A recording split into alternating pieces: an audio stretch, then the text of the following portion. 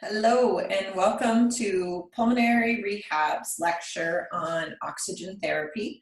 I'm Julia O'Shea, respiratory therapist, lung lady, lover of all things pulmonary, here to educate you on the benefits of oxygen therapy. So this talk is broken up into two lectures. This first one is going to focus more on the basics of oxygen therapy, what oxygen does in our bodies, the benefits, what can happen if we don't have enough oxygen. So good for everybody to know. And then the second talk, I'm going to focus more on the equipment, things to consider if your doctor tells you that you need oxygen, the different types of devices and things like that. So I'll break it up into part one and part two. So let's begin with our PowerPoint here. All right, so oxygen, good stuff. We all need it. Our bodies depend on it.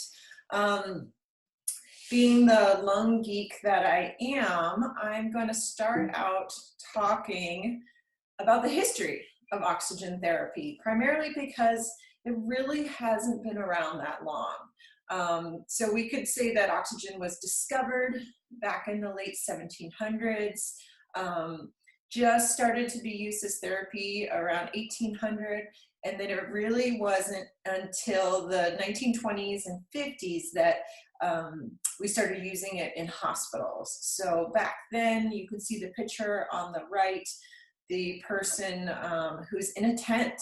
So that person needed oxygen, they had to put them in a tent. And of course, back then they were smoking in the hospitals, so they had to be sure to hang that sign to make sure no one smoked in the room. And then that's just another funny picture, the woman on the left, the first practical oxygen mask, 1938. And it really didn't make its way into the homes until the 1970s. So if you needed oxygen, you had to go to the hospital and you stayed in the hospital. And it was around the 1970s that the first concentrator was invented.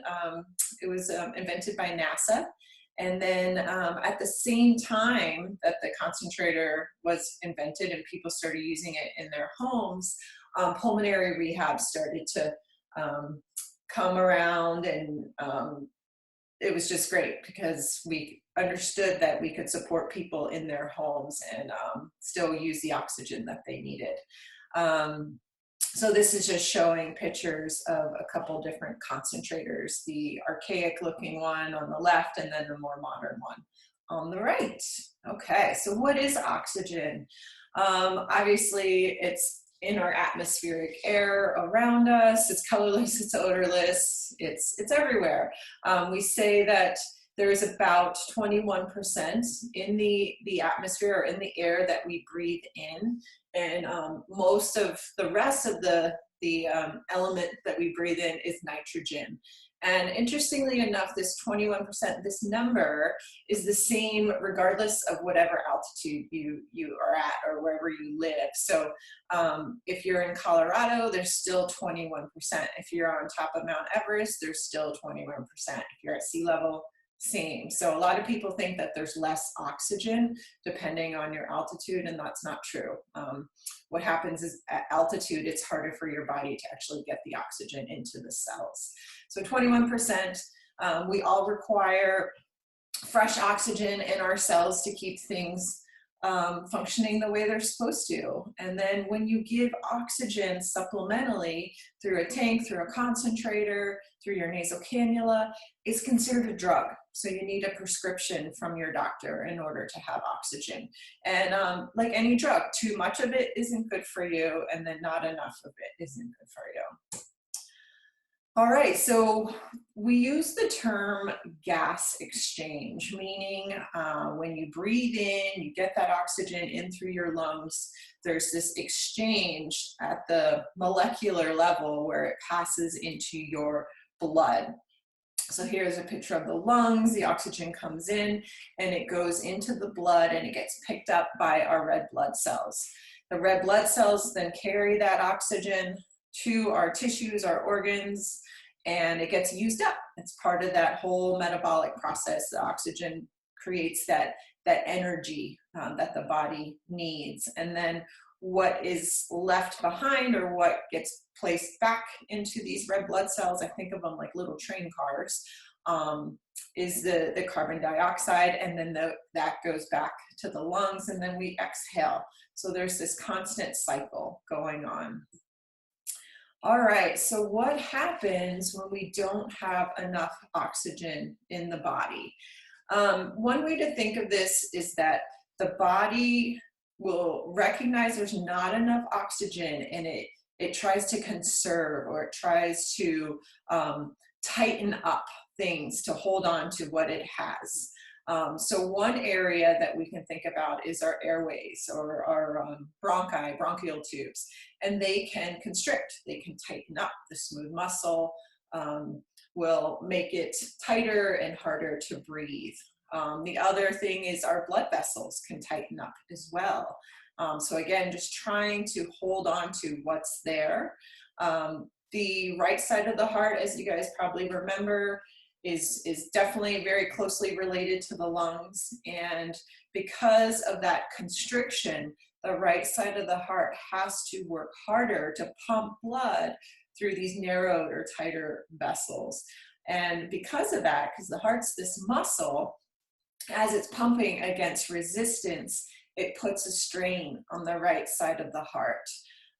So what can happen over time is it can lead to a condition called pulmonary hypertension, and then other things can happen is heart failure, and then your muscles become weak. So really, the connection to the lungs and the heart is important to understand, because if there's not enough oxygen getting into your body, then the heart has to really pick up the slack, and it works really hard to try and make up for that lack of oxygen, which over time puts a strain on the heart. So we don't want that to happen. All right, so other things that can happen if oxygen levels are low, puts a strain on the, like I said, the heart, the brain as well, because it's just harder for everything to function. And then the kidneys are another organ that can take a hit. As you would imagine, if you don't have enough oxygen, this can lead to impaired memory, speech, problem solving. Low levels can lead to increase in the number of red blood cells. So what happens here is the body's really smart, and it tries to adapt based on what's happening. So if the body recognizes there's not enough oxygen, it thinks, oh, well, I'm just going to make more red blood cells. I'm going to make more of those train cars to try and grab whatever I can. So in some ways, this is great because the body learns to adapt. But this increase in the number of red blood cells can lead to what we call like a thickening of the blood, and can cause blood clots, headaches, high blood pressure. Over time, again, it takes its toll on the heart. A population of people who this would be an example with, would be people who live on Mount Everest, like maybe the Sherpas, who live at high altitude. And so over time, their bodies are just conditioned for that altitude, and they have this polycythemia, they have this thicker blood, which can affect your mortality. You usually don't live as long because your organs have to work harder. Okay, so let's talk about shortness of breath, because what can happen when you have lung disease is when you feel that shortness of breath, sometimes you think it's related to your oxygen level, and it definitely can be. I mean, that's one of the main indicators that you don't have enough oxygen, but it doesn't necessarily, it's not all the time. It's not just because of that. So shortness of breath, sometimes just you'll see SOB, which is not a very nice thing, but it is something you might see in your chart, just an abbreviation.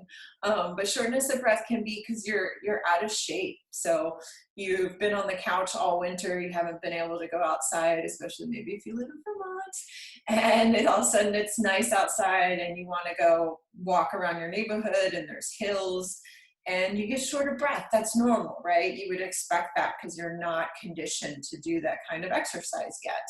Another thing is if you have maybe asthma or other types of reactive airway, when your airways tighten up, it definitely is going to make you feel short of breath. And then the flip side of the oxygen piece is the carbon dioxide.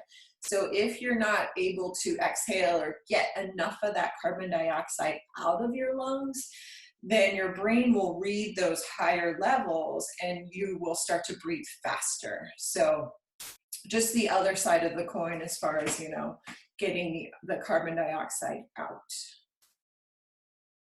All right, so how do we know if we need oxygen? So we use a device called a pulse oximeter, which there's a picture right here. And what this device does, there's an infrared light that moves through the skin, and it measures the amount of oxygen that's bound to hemoglobin. And you get a percentage. So the maximum would be 100% if it's fully saturated. And I always recommend getting one of these devices, especially if you're told that you need oxygen, just because it's going to be the best way to really monitor what's happening. But basically, you would go to your doctor, and for whatever reason, maybe because you're having more shortness of breath and they're trying to figure out why that's happening, they'll put one of these on your finger. And if the number is 88% or less, then that means that you need the supplemental oxygen. They can also do it through a blood test, but that's a lot more invasive. So most of the time, they just do it with the pulse oximeter monitor. So what they may test you for is not just when you're sitting still, but also what happens to your oxygen level when you stand up and you walk. So the 6-minute walk test is what we do for most people when we're trying to see, why are they getting shortness of breath? Their oxygen's fine when they're sitting there, but what's happening to their oxygen levels when they stand up and walk? So that 6-minute walk test. Sometimes they might do a pulse oximetry, like a nocturnal study, where they put one of those on your finger when you're sleeping. So when we sleep, our breathing becomes more shallow, and sometimes we're not able to get as much oxygen in as we need. And so they'll measure your oxygen while you're sleeping. And you have to be asleep. It's not the type of test that you can, put on your finger when you first wake up. So sometimes people need it with exertion, sometimes people need it when they're sleeping, and then sometimes people need it all the time. So your doctor will tell you how much you need and when you should use it.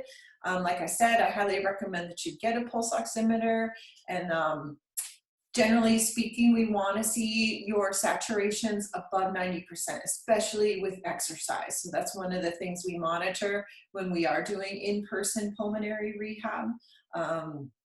But always ask your doctor, because they may not want your oxygen levels super high. They might be fine if your oxygen is around the low 90s. So it's always good to ask your doctor, where should my numbers be, especially when you're exercising.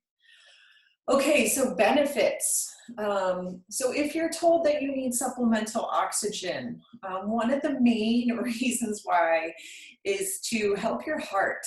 Like I said, your heart has to work harder if you don't have enough oxygen in your body. So because of this, it helps prevent heart failure in people who have severe lung diseases. It increases survival rates in patients who need to use it all the time. Makes sense, right? If you're told you need oxygen and you use it, it's going to help you live longer. If you don't, it's going to take those years off your life because your whole body has to work harder.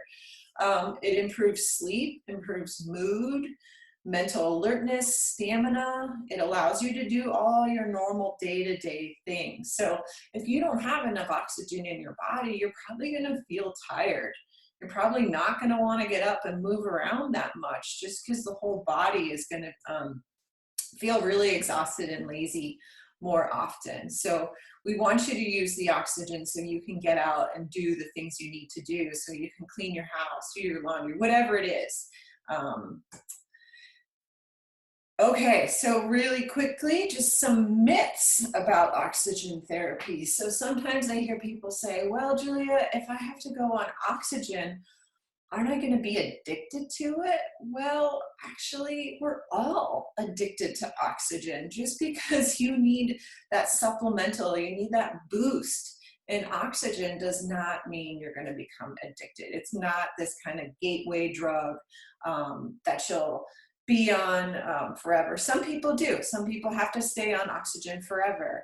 But at times it's just to help you recover from, maybe you had a bad pneumonia and it just takes time for your lungs to heal from that. Sometimes people have surgery and then they need to stay on oxygen for a little while. So it just depends. The other thing that I like to mention is that there's no equation to say you are going to need oxygen.